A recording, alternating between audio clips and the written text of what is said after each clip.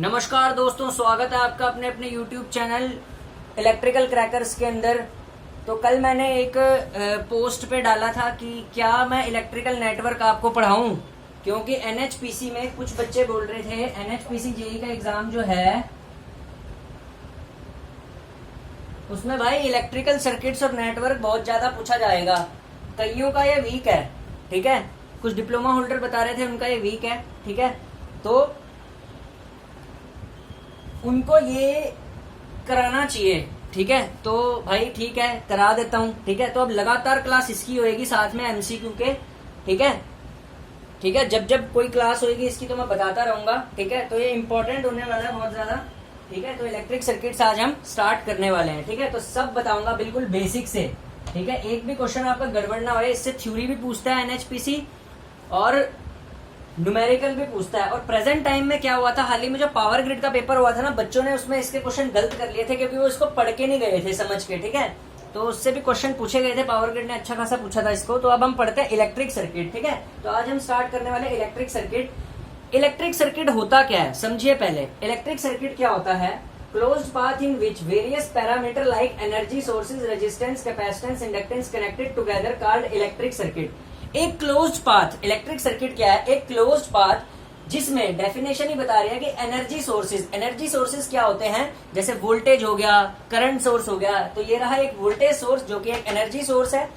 साथ ही साथ में उसके रेजिस्टेंस, कैपेसिटेंस, इंडक्टेंस, यानी कि एक एनर्जी सोर्स के साथ अगर पैसिव एलिमेंट्स किसी क्लोज पाथ में अटैच्ड हो, कनेक्टेड हो टुगेदर, तो उसको बोला जाता है इलेक्ट्रिक सर्किट। अब ये एक इलेक्ट्रिक सर्किट का हमने डायग्राम बना रखा है। जरा इस इलेक्ट्रिक सर्किट के डायग्राम पे गौर कीजिए, आप नजर डालिए। अगर आप इस इलेक्ट्रिक सर्किट के डायग्राम पे नजर डालते तो आपको क्या क्या देखने को मिलेगा। एक तो एनर्जी सोर्स देखने को मिलेगा जो V वोल्टेज से मैंने रिप्रेजेंट कर रखा है, और रेजिस्टेंस देखने को मिलेगा, और यहाँ पे एक इंडक्टेंस देखने को मिला है। यानी कि पैसिव, ये पैसिव एलिमेंट है, ये एक्टिव एलिमेंट है, और ये भी पैसिव एलिमेंट है, ठीक है। तो ये एक्टिव पैसिव एलिमेंट क्या होते हैं सब आपको बताऊंगा। तो ये एक्टिव एलिमेंट के साथ पैसिव एलिमेंट्स के अगर ग्रुप, ठीक है, अटैच्ड हो, मतलब कनेक्टेड हो क्लोज्ड पाथ में, तो उसको एक इलेक्ट्रिक सर्किट बोला जाता है। अब यहाँ पे जो जनरली हमें सिलेबस में पढ़ाया नहीं जाता, लेकिन ए चक्रवर्ती की जो बुक है जनरली बीटेक में जो यूज होती है सेमेस्टर के अंदर, बहुत ही इंपॉर्टेंट बुक है। उसमें यूनिलेटरल, बाइलेटरल सर्किट सबके लिए समझा रखा है। तो मैं उसी तरीके से समझाऊंगा क्योंकि मैंने बुक बहुत ही अच्छी तरह उसका अध्ययन किया हुआ है, ठीक है, ए चक्रवर्ती, ठीक है। तो अब देखिए, दो सर्किट, एक इलेक्ट्रिक सर्किट ना हमारे दो टाइप के सर्किट्स में डिवाइडेड होते हैं, ठीक है, ठीक है। दो टाइप के सर्किट्स में डिवाइडेड होते हैं। एक होते हैं यूनिलेटरल सर्किट्स। यहाँ पे एक बात लिखी हुई है यूनिलेटरल, आपको ये लेक्चर भी देख के लगेगा यार ये थोड़ा हटके पढ़ा रहा है काफी, ठीक है। तो ऐसे सर्किट्स बिल्कुल भी आपको किसी भी यूट्यूब चैनल पे नहीं मिलेगा, ठीक है। तो देखिए, इलेक्ट्रिक सर्किट दो टाइप के होते हैं, एक होते हैं यूनिलेटरल सर्किट, एक होते हैं बाइलेटरल सर्किट, ठीक है।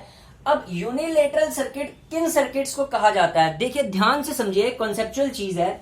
यूनिलेटरल सर्किट उस सर्किट को कहा जाता है जिसमें कैरेक्टरिस्टिक्स चेंज होती है सर्किट की उसकी डायरेक्शन ऑफ ऑपरेशन के हिसाब से। यानी कि यदि कोई सर्किट किस तरीके से ऑपरेट हो रहा है उसकी कैरेक्टरिस्टिक चेंज हो जाए तो उसको बोलेंगे यूनिलेटरल सर्किट। बाइलेटरल सर्किट उसको बोलते हैं जिसकी characteristic remain same in either direction, किसी भी तरीके की डायरेक्शन हो, ठीक है ना, उसकी डायरेक्शन सेम रहे तो उसको बाइलेटरल सर्किट बोलते हैं। अब इसका प्रैक्टिकल एग्जांपल देके समझाता हूं जो बाकी यूट्यूब चैनल पे नहीं समझाया जाता, आपको रटा दिया जाता है, ठीक है, कि यूनिलेटरल सर्किट क्या है और बाइलेटरल सर्किट क्या है। यूनिलेटरल को ध्यान से समझो, कैरेक्टरिस्टिक्स चेंज होती है जिस सर्किट की डायरेक्शन ऑफ ऑपरेशन पे। इलेक्ट्रॉनिक सर्किट्स जो होते हैं बेसिकली डायोड, रेक्टिफायर वाले, ये सब यूनिलेटरल सर्किट्स होते हैं। क्यों? क्योंकि इनकी डायरेक्शन ऑफ ऑपरेशन चेंज होती है, मतलब इनकी ऑपरेशन, यदि हम क्या करें कि ऑपरेशन अगर हम इनका चेंज करें तो इनकी कैरेक्टरिस्टिक्स चेंज होती है। कैसे समझाता हूं यूनिलेटरल सर्किट क्या होता है, ध्यान से देखना। इसको मैं रब कर रहा हूं यहां से, ये तो आपने उतार ही लिया होगा। किसी को कॉपी भी बनानी है तो मार्केट से लाके कॉपी बना लेना इसकी, ठीक है। तो देखो, अब यूनिलेटरल सर्किट को ध्यान से समझो। कैरेक्टरिस्टिक चेंज करती है डायरेक्शन ऑफ ऑपरेशन में यूनिलेटरल सर्किट की। अब यूनिलेटरल सर्किट क्या होता है, जैसे डायोड सर्किट। कैसे डायोड सर्किट क्या हुआ,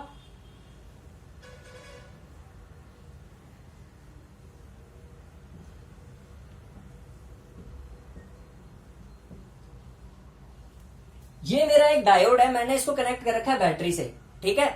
अब क्या होगा, ये प्रेजेंट टाइम में इसका जो बैटरी का पॉजिटिव टर्मिनल है वो डायोड के पॉजिटिव टर्मिनल से कनेक्ट है, ये पी साइड होती है ना, यानी कि ये डायोड क्या है, फॉरवर्ड बाइस है इस टाइम पे। ठीक है, ध्यान से समझिए, ये डायोड जो है वो फॉरवर्ड बाइस है इस टाइम पे। अगर ये डायोड यहाँ पे फॉरवर्ड बाइस है, इसका मतलब ये कंडक्ट करेगा, बिल्कुल करेगा। ठीक है, लेकिन यदि मैं इसके डायरेक्शन ऑफ ऑपरेशन को चेंज कर दूं, मान लो मैं इस पॉजिटिव साइड को बैटरी के नेगेटिव टर्मिनल से अटैच कर दूं, ठीक है ना, और नेगेटिव साइड को, ये देखो अब मैंने डायरेक्शन ऑफ ऑपरेशन चेंज की, पॉजिटिव साइड को बैटरी के नेगेटिव टर्मिनल से अटैच कर दिया और नेगेटिव साइड को बैटरी के पॉजिटिव टर्मिनल से अटैच कर दिया। ठीक है, ठीक है, तो अब क्या होगा, डायोड क्या हो जाएगा, रिवर्स बाइस हो जाएगा। ठीक है, आरबी लिख दिया मैंने, डायोड रिवर्स बाइस हो गया, मतलब अब ये कंडक्ट नहीं करेगा, नो कंडक्शन। यानी कि जब ये डायोड फॉरवर्ड बाइस था तो ये कंडक्ट कर रहा था। ठीक है ना, ठीक है, यानी कि तब ये कंडक्टर था। ठीक है, और जैसे ही मैंने इसको रिवर्स बाइस किया तो क्या बन गया, ये इंसुलेटर बन गया, यानी कि ये कंडक्टर भी बन गया डायोड और इंसुलेटर भी बन गया। किसकी वजह से, इसकी डायरेक्शन ऑफ ऑपरेशन की वजह से। तो इसी वजह से इसको यूनिलेटरल सर्किट बोला गया है, यानी कि इसकी डायरेक्शन ऑफ ऑपरेशन, इस सर्किट को मैं जिस तरीके से ऑपरेट कर रहा हूं उस तरीके से इस सर्किट का बिहेवियर चेंज हो रहा है। फॉरवर्ड बाइस में ये सर्किट, डायोड जो सर्किट था वो एक कंडक्टर की तरह बिहेव कर रहा था। रिवर्स बाइस में जैसे ही मैंने इसको रिवर्स बाइस किया, ये एक इंसुलेटर की तरह बिहेव करने लग गया रिवर्स बाइस में, यानी कि इसका जो कैरेक्टरिस्टिक है इस सर्किट का, ये इसके डायरेक्शन ऑफ ऑपरेशन पे चेंज हो रहा है। ठीक है, इसीलिए इसको बोलते हैं यूनिलेटरल सर्किट। ठीक है, इसीलिए इसको बोलते हैं यूनिलेटरल सर्किट। ठीक है, अब आप बोलोगे बायलेटरल सर्किट कौन सा होता है। बायलेटरल सर्किट कैसा होगा, यूपीपीसीएल की ट्रांसमिशन लाइन होगी वो बायलेटरल सर्किट होगी। कैसे, अगर आप किसी ट्रांसमिशन लाइन के थ्रू, ठीक है, बायलेटरल सर्किट को समझिए, अगर आप किसी ट्रांसमिशन लाइन के थ्रू, ठीक है, ट्रांसमिशन लाइन है एक यूपीपीटीसीएल की, ठीक है, ये एक ट्रांसमिशन लाइन है यूपीपीटीसीएल की। ठीक है, ये एक बायलेटरल सर्किट है। क्यों, अगर आप इसमें इधर से 5 एम्पियर का करंट इधर से फ्लो कराओ इसमें, ठीक है, चाहे आप इधर से फ्लो कराओ, इसकी कैरेक्टरिस्टिक्स पे कोई इफेक्ट नहीं पड़ता। समझ आई बात। जैसे कोई रेजिस्टेंस हुआ, चलो यूपीपीटीसीएल की ट्रांसमिशन लाइन हुई, ये एक बायलेटरल सर्किट हो गया। ठीक है, क्योंकि बायलेटरल सर्किट क्या होती है, ये रहा बायलेटरल सर्किट लिखा हुआ, characteristic remain same in either direction. Characteristic जिस सर्किट की सेम रहे, दोबारा सेम रहे किसी भी डायरेक्शन में। जैसे यूपीपीटीसीएल की ट्रांसमिशन लाइन हुई, इधर से 5 एम्पियर करंट पास कराया, इधर से 5 एम्पियर करंट पास कराया, कोई फर्क नहीं पड़ा इसकी ट्रांसमिशन, मतलब इसका काम है सिर्फ वोल्टेज को ड्रॉप करना, तो ड्रॉप ही करेगा ये। ठीक है, ठीक है, इसी तरीके से एक रेजिस्टिव सर्किट भी बाइलेटरल एलिमेंट का एग्जांपल होती है। रेजिस्टिव सर्किट जैसे ये एक रेजिस्टेंस है, ठीक है, मान लो ये एक रेजिस्टेंस है, इसमें इधर से मैं 5 एम्पियर का करंट फ्लो कराऊं, ठीक है, चाहे मैं इस डायरेक्शन से 5 एम्पियर का करंट फ्लो कराऊं, इसका काम सिर्फ है वोल्टेज को ड्रॉप करना। ये नहीं है कि रेजिस्टेंस कंडक्टर बन जाएगा या इंसुलेटर बन जाएगा। ठीक है, तो इसीलिए इसको बाइलेटरल एलिमेंट बोला जाता है, बाइलेटरल सर्किट्स। ठीक है, इसको बोलते हैं बाइलेटरल सर्किट। ठीक है, तो इसको बोलते हैं बाइलेटरल सर्किट। ठीक है, तो अब ये ध्यान रखना, ठीक है, सारे के सारे बच्चे। ठीक है, तो इसको बाइलेटरल सर्किट बोला जाता है। ठीक है, एग्जाम्पल भी लिख देता हूं। अब यूनिलेटरल सर्किट का एग्जाम्पल मैंने क्या बताया था, जैसे डायोड हो गया, ठीक है, रेक्टिफायर हो गया, ठीक है, और बाइलेटरल सर्किट का क्या हो गया, यूपीपीटीसीएल ट्रांसमिशन लाइन को ऐसे भी डिनोट करते हैं, यूपीपीटीसीएल की ट्रांसमिशन लाइन हो गई, ठीक है, या फिर रेजिस्टेंस हो गया, ठीक है, ये सब एक्सेट्रा। ठीक है, तो इनको बोलते हैं यूनिलेटरल सर्किट्स। अब यूनिलेटरल सर्किट्स को खत्म करने के बाद और बाइलेटरल को खत्म करने के बाद हम बात करते हैं लीनियर सर्किट्स की। अब बात करते हैं लीनियर सर्किट्स की। ठीक है, नॉर्टन थ्योरम पढ़ने से पहले ये सब भी आपको पता होना चाहिए, मतलब क्या होता है नॉर्टन थ्योरम में आता नहीं आगे जाके, इन अ लीनियर बाइलेटरल नेटवर्क। ठीक है, मतलब क्या होता है ये लीनियर बाइलेटरल नेटवर्क का, तो बाइलेटरल और यूनिलेटरल का तो समझा दिया मैंने। लीनियर नेटवर्क्स क्या होते हैं, ठीक है, आपने बेसिक इलेक्ट्रिकल इंजीनियरिंग के अंदर ओम्स लॉ नाम की चीज पढ़ी होगी। ठीक है, ओम्स लॉ। ठीक है, ओम्स लॉ का कहता है कि V equal to I R. ठीक है, अगर हम ओम्स लॉ का कर्व प्लॉट करते हैं, तो कैसा कर्व प्लॉट होता है, जरा ध्यान से समझिए। ऐसा, ये चैनल समझाने के लिए बना हुआ है, रटाने के लिए दूसरे पे जाओ, ठीक है। अब देखिए ओम्स लॉ है, V is equals to IR, ठीक है। तो अगर हम ओम्स लॉ का कैरेक्टरिस्टिक्स कर्व प्लॉट करते हैं, ठीक है, कैरेक्टरिस्टिक कर्व प्लॉट करते हैं तो वो लीनियर जाता है, ठीक है। तो याद रखना जो भी सर्किट्स ओम्स लॉ फॉलो करते हैं, ठीक है, यानी कि लीनियरिटी शो करते हैं अपने, ठीक है ना, कैरेक्टरिस्टिक्स कर्व में, उनको बोलते हैं लीनियर सर्किट, ठीक है। यानी कि जिनके, यानी कि सिंपल सी बात पे बोले, लीनियर सर्किट उस सर्किट को बोलेंगे जिसके पैरामीटर कांस्टेंट रहे, यानी कि वोल्टेज और करंट की चेंज होने पर चेंज ना होए, उनको बोलते हैं लीनियर सर्किट, ठीक है। तो लीनियर सर्किट कौन से हो गए, linear circuits, circuit whose parameter remain same in either direction, circuit जिसके पैरामीटर आइदर डायरेक्शन लिख रहा हूं, circuit whose parameter remain same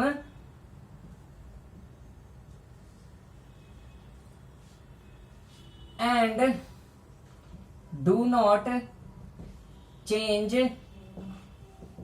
with the change in voltage, ठीक है, और करंट। यानी करंट और वोल्टेज के चेंज होने पर जिस सर्किट के पैरामीटर्स सेम रहे, चेंज ना हुए, उसको बोलते हैं लीनियर सर्किट। ये लिखा मैंने लीनियर सर्किट। जैसे ऐसी कैरेक्टरिस्टिक्स कर्व दें या फिर ओम्स लॉ फॉलो करें, ओम्स लॉ फॉलो करें, ठीक है, ओम्स लॉ को फॉलो करें, वो होते हैं हमारे पास लीनियर सर्किट, ठीक है। और नॉन लीनियर कैसे होंगे, ठीक है, whose characteristics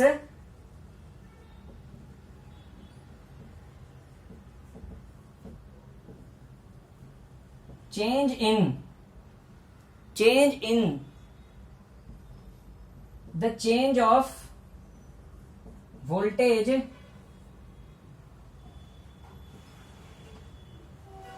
whose characteristics change with the change in voltage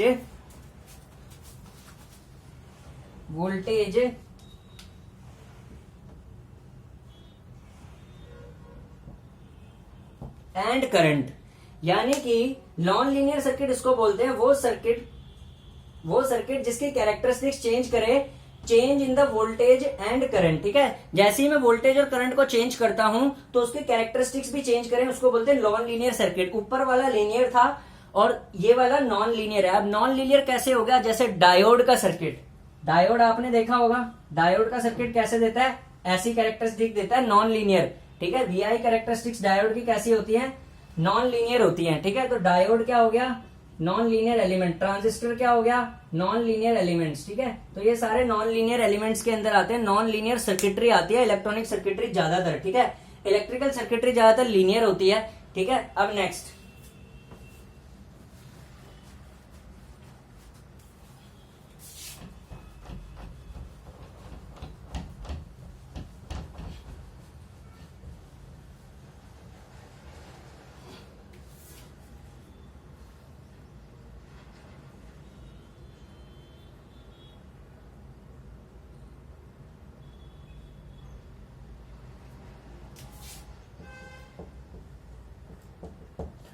node किसे बोला जाता है, ठीक है।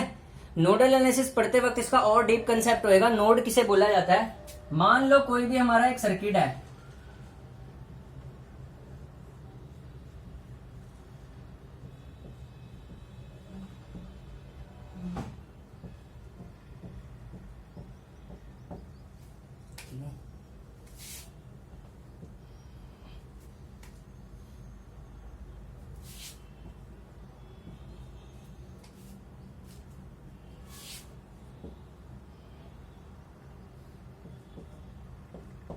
ठीक है।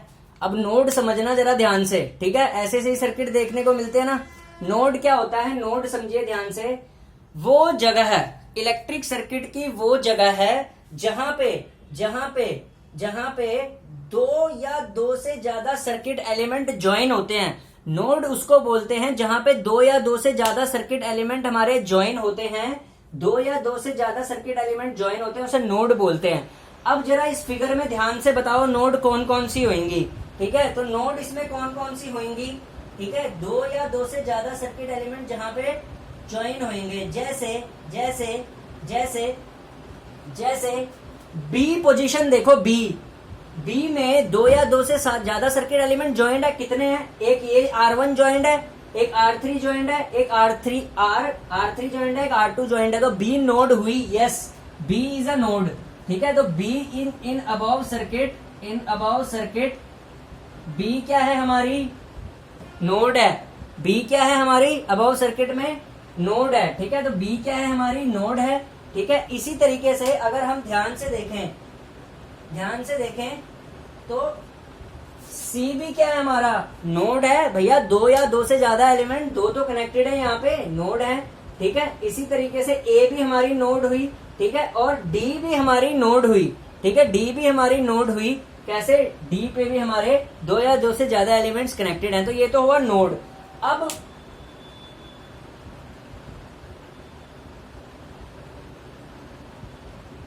ठीक है, अब जंक्शन में क्या फर्क होता है, दूसरा होता है जंक्शन। जंक्शन उसको कहते हैं जहां पे तीन या तीन से ज्यादा एलिमेंट कनेक्टेड हो। ठीक है, 3 और more than 3 elements are connected. ठीक है, गलत नहीं बता रहा है ये सारा, मैं AK चक्रवर्ती से पढ़ा रहा हूं, पूरा का पूरा मैंने पढ़ी हुई है ये किताब इंजीनियरिंग में। ठीक है, 3 और more than 3 elements are connected. ठीक है, जंक्शन, अब यहाँ पे जंक्शन बताना। ठीक है, बी यहाँ पे जंक्शन हुआ क्योंकि तीन या तीन से ज्यादा एलिमेंट कनेक्ट हुए। ठीक है, ए यहाँ पे जंक्शन नहीं हो सकता, ए नोड है लेकिन जंक्शन नहीं है, क्यों, इसमें 3 एलिमेंट्स नहीं है। लेकिन बी में तो 3 है, ये R1, ये R2, ये R3। ठीक है ना, तीन या तीन से ज्यादा। डी भी हमारा जंक्शन है, ये कनेक्ट है, ये कनेक्ट है, ये कनेक्ट है। ठीक है, डी ये देख रहे हो ना, डी नोड भी है, डी नोड भी है प्लस जंक्शन भी है। क्यों, डी में नोड की क्या कंडीशन थी, दो या दो से ज्यादा एलिमेंट कनेक्टेड हो। ठीक है, और इसी तरह जंक्शन, अब हम जंक्शन की बात कर रहे हैं तो 3 और 3 से ज्यादा एलिमेंट, तो डी में तीन एलिमेंट तो है ही, 1, 2 और 3 ये कनेक्ट तो रखे हैं डी के पास। ठीक है ना, तो सिर्फ बी और D in above circuit B and D are junction. ठीक है, तो अबव सर्किट में बी और डी जंक्शन हुए। ठीक है, अबव सर्किट में क्या हुआ, बी और डी जंक्शन हुए। अब ब्रांच किसको बोलते हैं, ब्रांच दो जंक्शन के बीच की जो होते हैं ना उसको ब्रांच बोलते हैं। ठीक है, ब्रांच क्या हुई, part of a network which is lies between 2 junction is known as branch. ठीक है भाई, दो जंक्शन के बीच में, अब देखिए यहाँ पे बी जंक्शन था और डी जंक्शन था। ठीक है, बी जंक्शन है और डी जंक्शन है, इन दोनों के बीच का जो हिस्सा होता है ना पार्ट, उसको बोलते हैं ब्रांच। तो ब्रांच क्या हुई, बी डी इस सर्किट की ब्रांच हुई। ठीक है ना, क्योंकि बी जंक्शन था और डी जंक्शन था, बी और डी पे 3 और 3 से ज्यादा एलिमेंट अटैच्ड हैं, इसकी वजह से इन दोनों के जो बीच का हिस्सा होएगा वो ब्रांच होएगा। तो ब्रांच क्या होगी,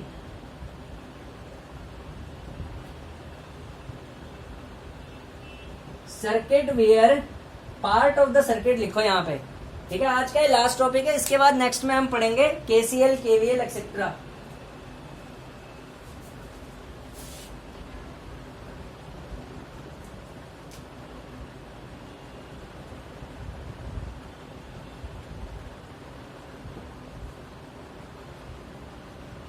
part of a circuit which lies between 2 junction is branch। Circuit का वो पार्ट जो दो जंक्शन के बीच में लाई करता है उसको ब्रांच बोलते हैं। जैसे एग्जांपल बी डी।